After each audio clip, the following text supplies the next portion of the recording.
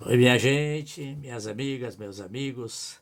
Nós estamos aqui para fazer um complemento do dom de discernimento de espírito. Eu deixei a propósito, deixei separado esse dom, aliás, esse aspecto do dom de discernimento de espírito, que é o espírito de falso profeta. Como identificar? Eu fiz questão de fazer separadamente para fazer um vídeo mais curto e dar uma ênfase especial a esse espírito do falso profeta. Por quê? Porque ele é muito perigoso e tem muito desse falso profeta na igreja, né? Na igreja cristã no todo. Sempre estou enfatizando. Eu nunca estou me referindo aqui à placa de igreja. Quando eu falo a igreja no contexto geral. E esse tipo de falso profeta, esse espírito, ele pode acontecer por ignorância, por estupidez ou a propósito, né, por maldade. Ele acontece mais a propósito, por maldade mesmo, né? Ele é tão perigoso que Jesus fez a advertência séria, né? Vamos ler Mateus 24 e o verso 24. Também o verso 11, mas o 24 aqui é mais enfático. Jesus disse assim: porque surgirão falsos cristos e falsos profetas, operando grandes sinais e prodígios para enganar, se possível, os próprios eleitos. É aqui no verso 11 que ele fala de muitos, né? Diz assim: levantar-se-ão muitos, é o verso 11. Levantar-se-ão muitos falsos profetas e enganarão a muitos. Olha só.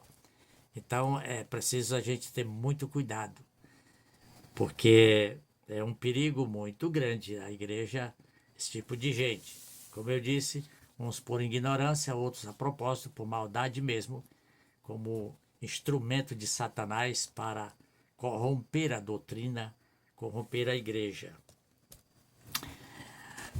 Existe uma regra, esse espírito aqui tem uma regra que a Bíblia apresenta, eu chamo a regra áurea, né? Que é Isaías capítulo 8, verso 20. Vamos ver se a gente lê aqui rapidamente. O Isaías capítulo 8, verso 20, fica melhor a gente lendo, né? Vamos lá, seu João Bosco, mais rápido um pouquinho. Capítulo 8, verso 20, estamos chegando aqui. Olha só. Já chegamos aqui, diz assim: a lei e ao testemunho. Se eles não falarem desta maneira, jamais verão a alva. A lei aqui, desse verso, não é a lei dos 10 mandamentos.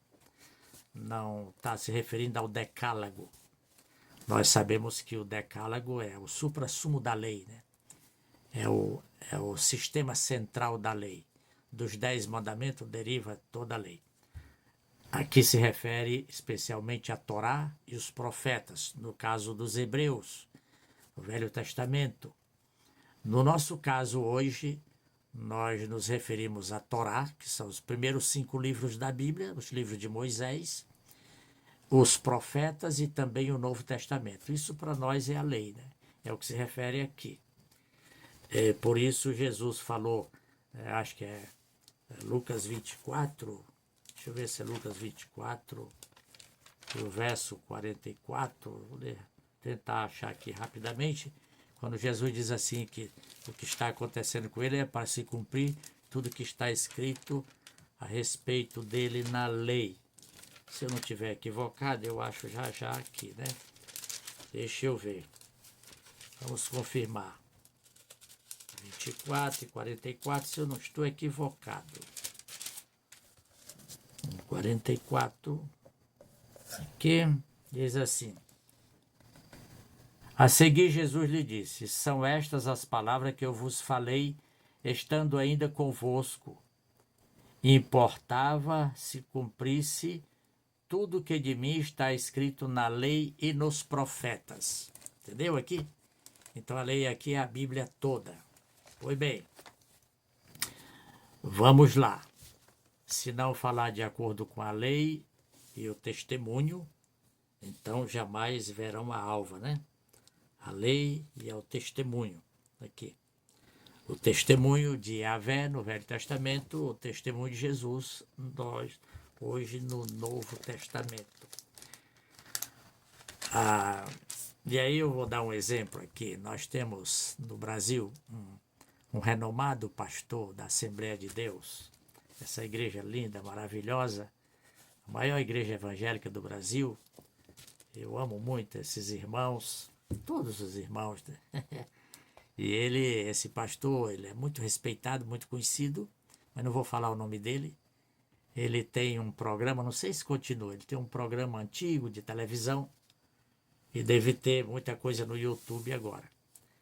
Há alguns anos, eu assistindo ele no programa dele, ele estava falando dos falsos profetas na Igreja Assembleia de Deus.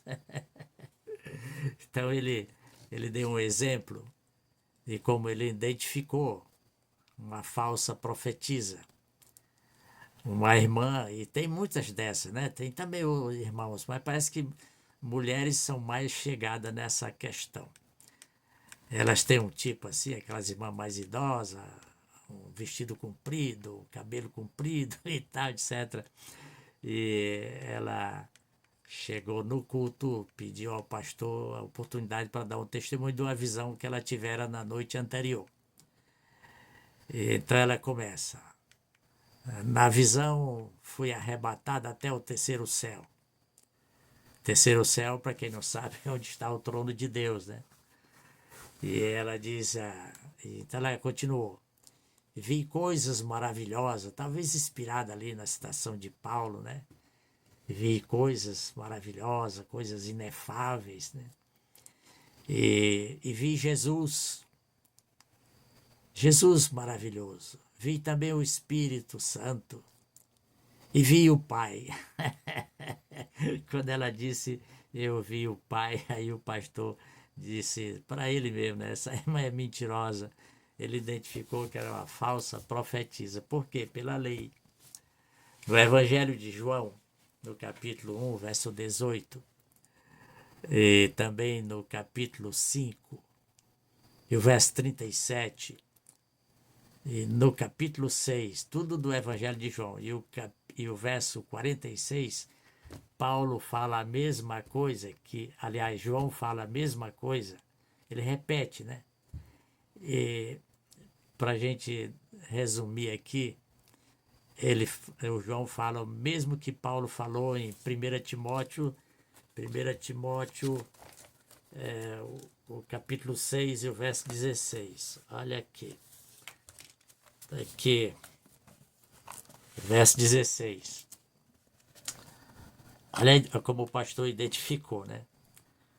Verso 16 diz assim, falando sobre o Deus Pai: o único que possui imortalidade, que habita em luz inacessível, a quem homem algum jamais viu nem é capaz de ver.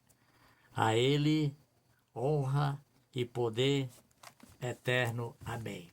Percebe aqui como o pastor identificou o espírito falso, da falsa profetisa? Exatamente pela lei.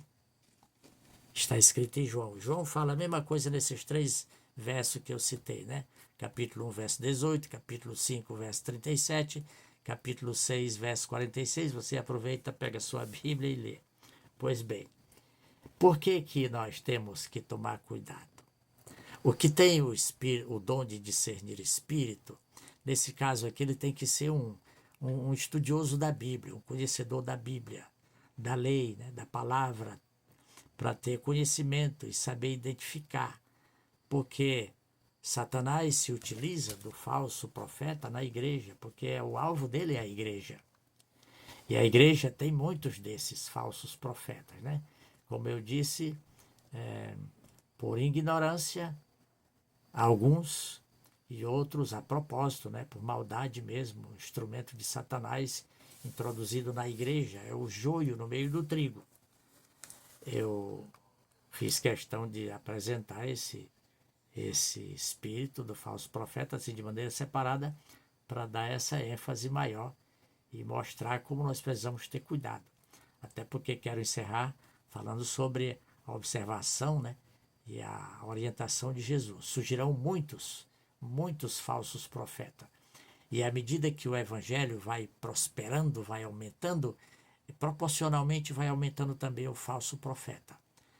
Portanto, nós temos que estar atento, né, ligado ao estudo da palavra, ligado à oração, estar em plena comunhão com o Santo Espírito, para não sermos enganados. Que Deus nos abençoe, nos oriente, para que possamos ser uma bênção para nós e para a igreja e para o mundo. Um abraço e até o próximo vídeo. E não esqueça que o justo viverá pela fé.